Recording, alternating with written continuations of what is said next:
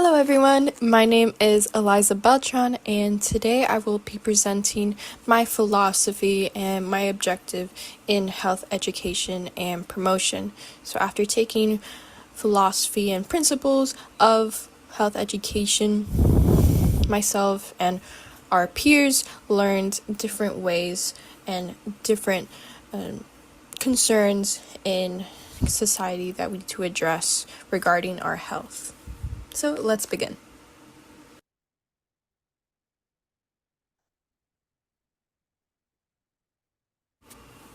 So I will be discussing physical activity and also will be touching upon certain health habits regarding nutrition. So in our American society, we are mostly inactive in the sense that we are sedentary, usually in our workplace or when we get home. We're not walking around as much. We're not engaging in aerobic exercise, muscle strengthening exercises in general. And poor nutrition habits can be defined as eating high calorically dense foods as well as low nutrient dense foods for the majority of your diet. And those two together will increase your caloric consumption and decrease your expenditure, and those two together can promote obesity, and then that can lead to heart disease and high blood pressure and type 2 diabetes, and in certain cases even cancer, depending on the type. And mind you, if we were to just be more physically active and have a better mindset regarding our food habits, then these cases can be preventable. However, it is easier said than done. So we have to address and change the lack of physical activity and increase health habit awareness through accessible and accurate resources and health education programs and multi-levels of the community. And what I mean by multi-levels is different socioeconomic levels and different races and ethnicities. And there will also be a focus on the validity and the credibility of the information that we are providing to our community. So we also have to be aware of that as well.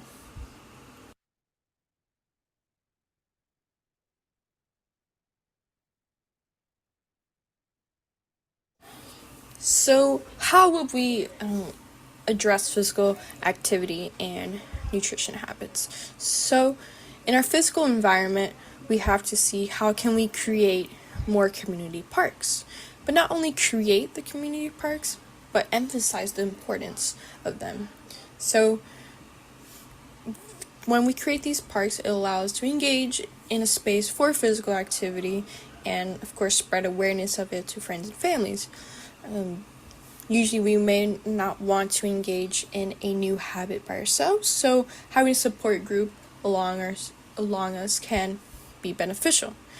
And actually, local governments or state governments can use a guide made by the National Recreation and Park Association called Active Parks, increasing physical activity through parks, trails, and greenways, which to my surprise was actually very detailed about different implementation steps, kind of like we as ourselves as certified health education specialists have to do with all kinds of different health education programs.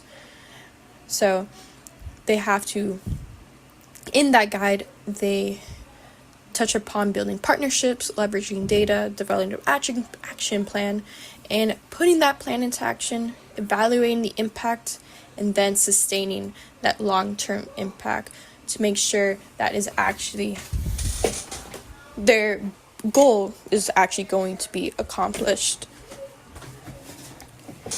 And then parks not only cater to children, the playgrounds, and that's all great, but they also should address adults. So some parks have pull-up bars, benches to do different exercises, core exercises, calisthenics, and even some parks, depending on the area, can have free to use dumbbells, kettlebells, machines, weighted machines, which is great.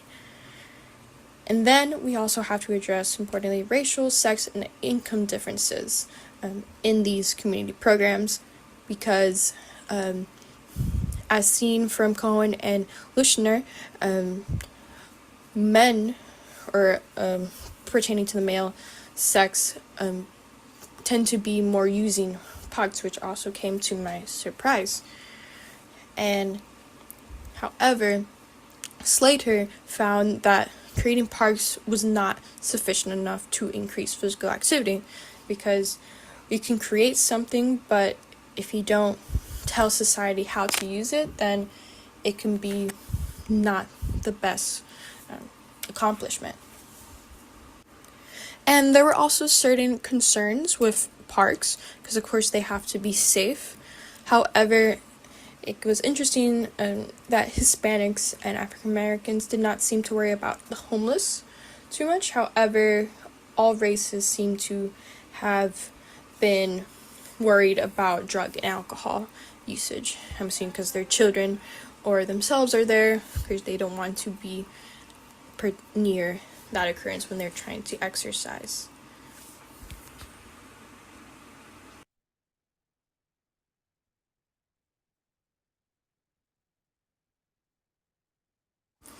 And I'll just touch upon the physical activity guidelines for Americans very quickly.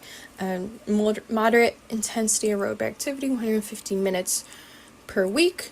Of course, you can do way more than this to reap even more health benefits, or you can also do vigorous activity like running and doing other sports for at least 75 minutes a week. And of course, you cannot forget muscle strengthening activities, at least 2 days a week that focus on all muscle groups. And if you were to look at these guidelines specifically, they also have different guidelines for children and the elderly.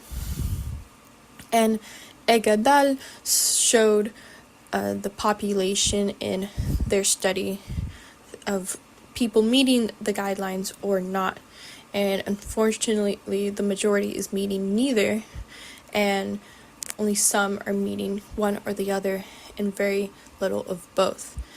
And in my opinion, I think this is because there's not much awareness or promotion of these guidelines. That, in my opinion, I don't see many doctors discussing them.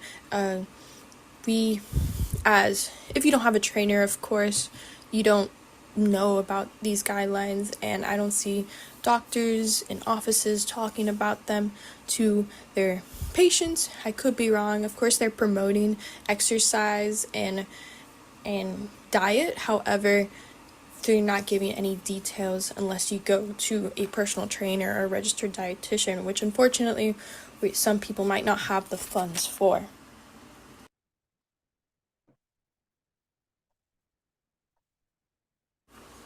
And now going into funding, in my opinion, I believe health insurance should heavily focus on primary prevention methods and not only offer discounted gym memberships, but also they should promote personal trainers and registered dietitians for a discounted price. So registered dietitians, some practice privately and others practice in hospitals or other settings. However, there is a way for registered dietitians to be covered by insurance. However, they do not know, some do not know how to get to that step. So just branching, connecting awareness of that would be very beneficial. And if there's funding for it, then, and education of it, of course, then it could increase the occurrence of primary prevention, thus lowering any overall healthcare costs and tertiary prevention method costs, such as treatments down the line for preventable diseases. And in my opinion, I believe policymakers should also focus on incentives in health insurance programs. Maybe there is a discount if you practice a structured physical activity and exercise program, according to Dr. Marco Pajor, who is the UF Institute of Aging director.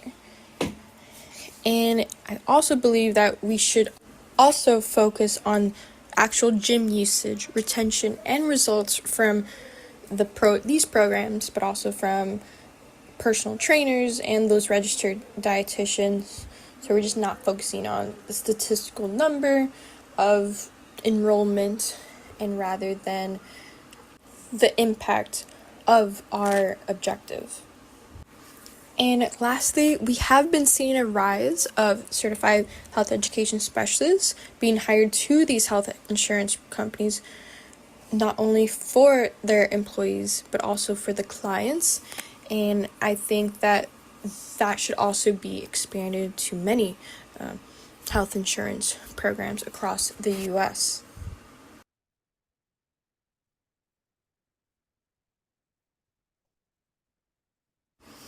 And our last method to target physical inactivity and health habits would be to increase workplace health promotion.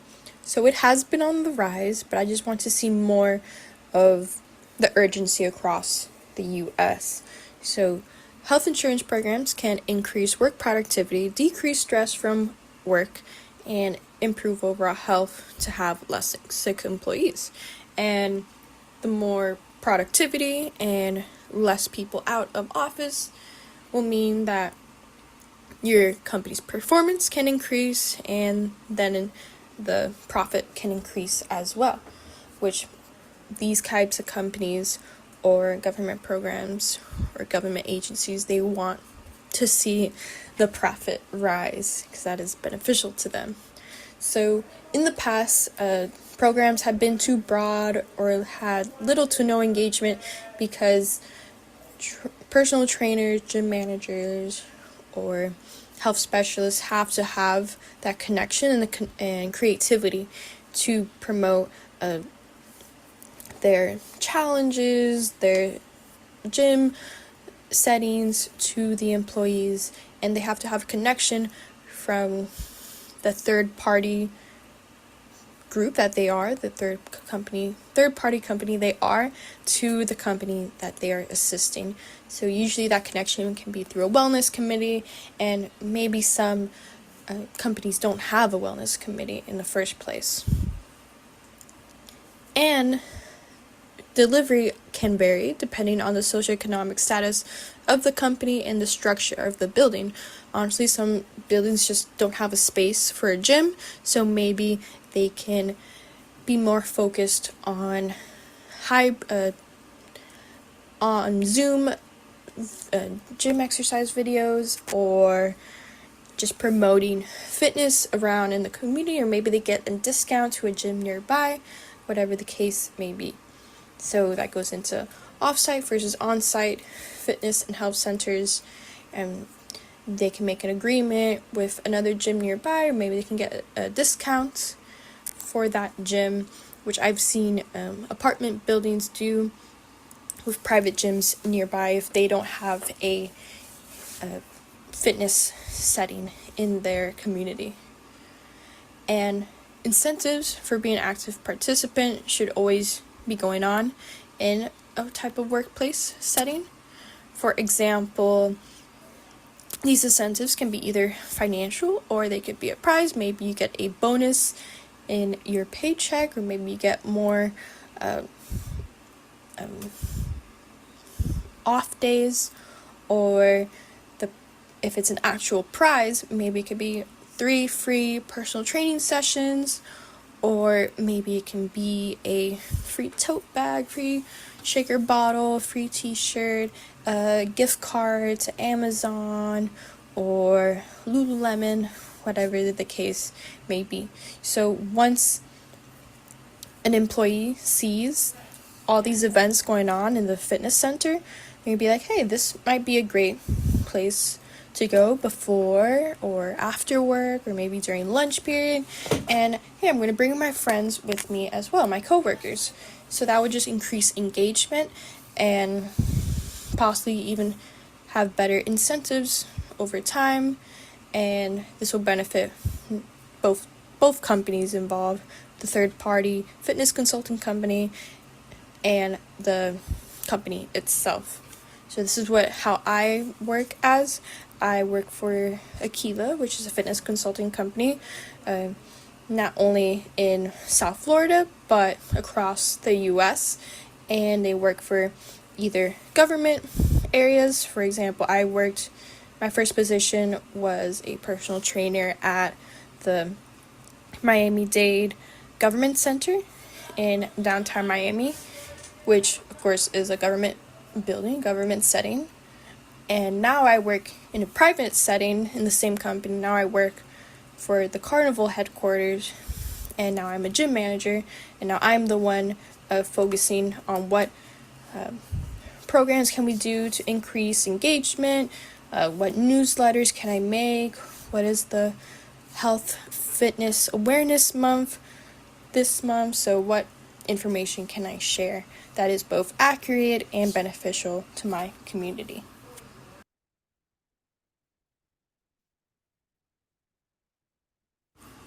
So, continuing on, I believe that there should be a greater focus on supporting these private fitness consulting companies, whether it's nonprofits assisting them funding-wise, because I've seen that we've been short on employees, and if they're short on employees, then the gym can't be open.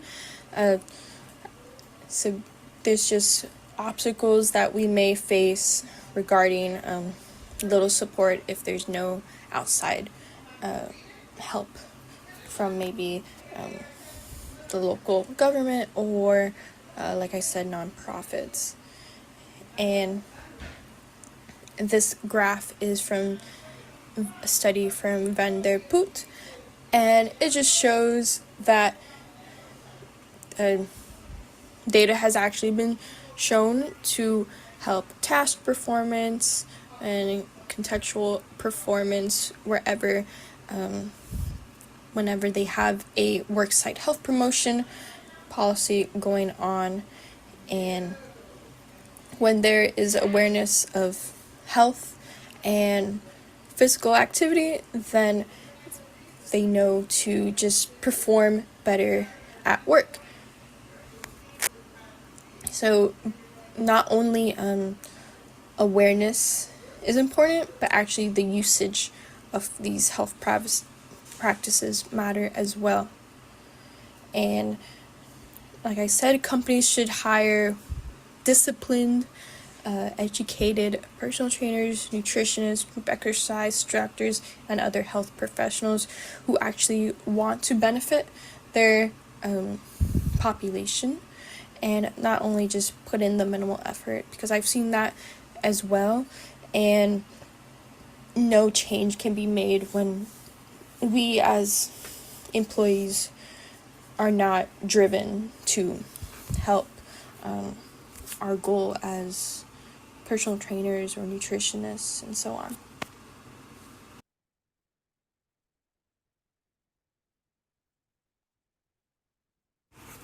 All right, so to conclude, like you've seen, to target physical activity and health habits, we need to adopt a multifaceted approach to target many different geographical areas, socioeconomic levels, races, ethnicities, and societal norms.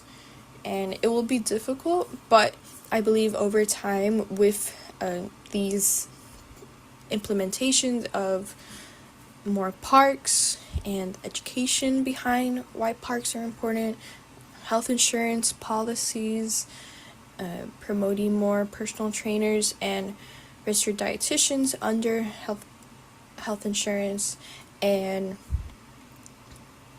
if we expand workplace health promotion across the US, then most likely we can see an increase of physical activity.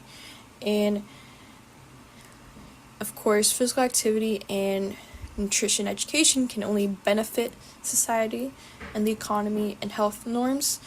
And unfortunately, it's not easy, and some people do want that easy route, and that's just an obstacle, and not being motivated to pass to get to these benefits can also happen.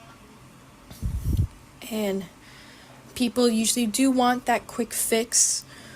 However, we should educate more as a society, not only about how long can we extend our life, but rather the quality of life. For example, I want to be 60, 70, still be able to walk outside, travel, hike, even lift weights and do all these sort of things that I'm able to do in my 20s, 30s, 40s, and so on. And people think that it's not achievable. It's just hasn't been the norm. And I believe that should be changed.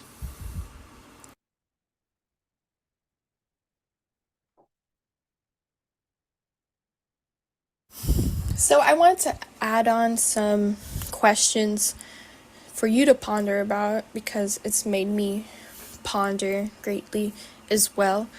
So think about, what is social media's role in physical activity and nutrition? In my opinion, I think it can be a double-edged sword, because you can promote great information and it could reach a great amount of people in a great little amount of time. However, people have been using it for the wrong thing.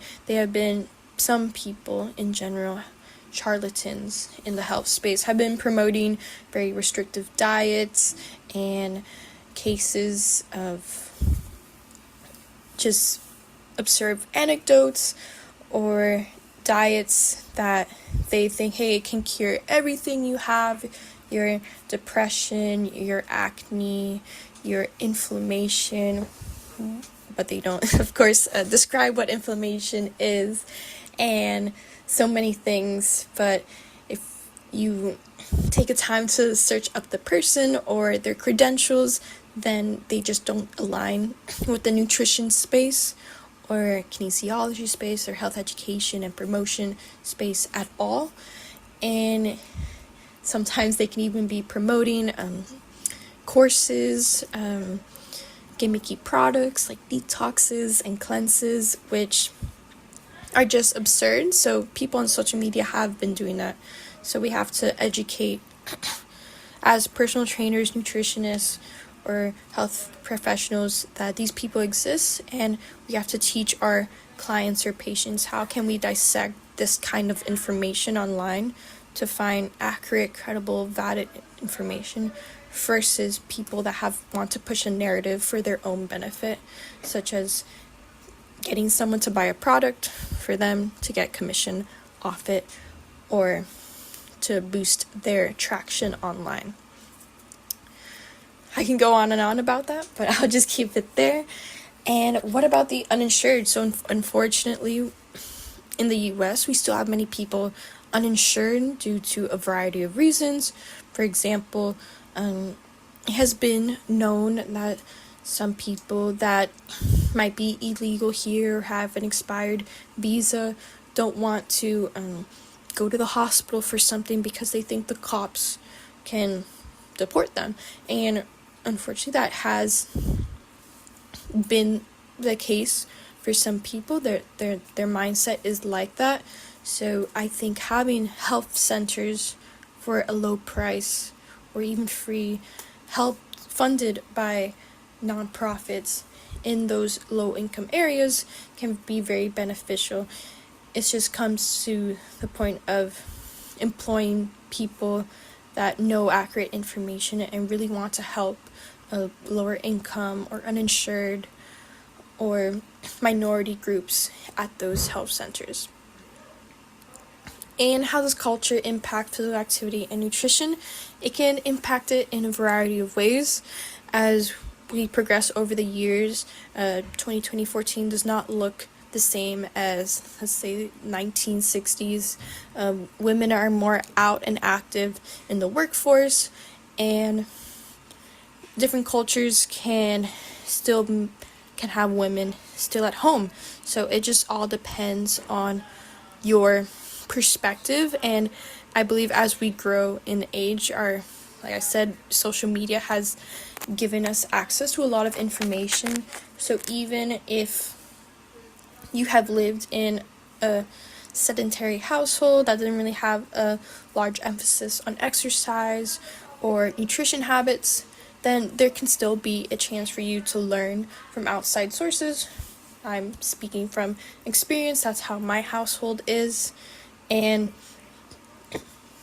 it all depends, just like social media, it can be both beneficial or stalemate or not beneficial, unfortunately. So if you're trying to get your family to change their health habits, you can only really provide resources to them, touch upon these conversations in a gentle and personal, intimate manner, and just use language to not put blame on others, because some people can feel attacked when it comes to not being physically active or nutrition or about their body image. So it all depends on your relationship with your family, your friends, and the peers around you. So that sums it all up for me. Thank you for engaging in my presentation and have a great day.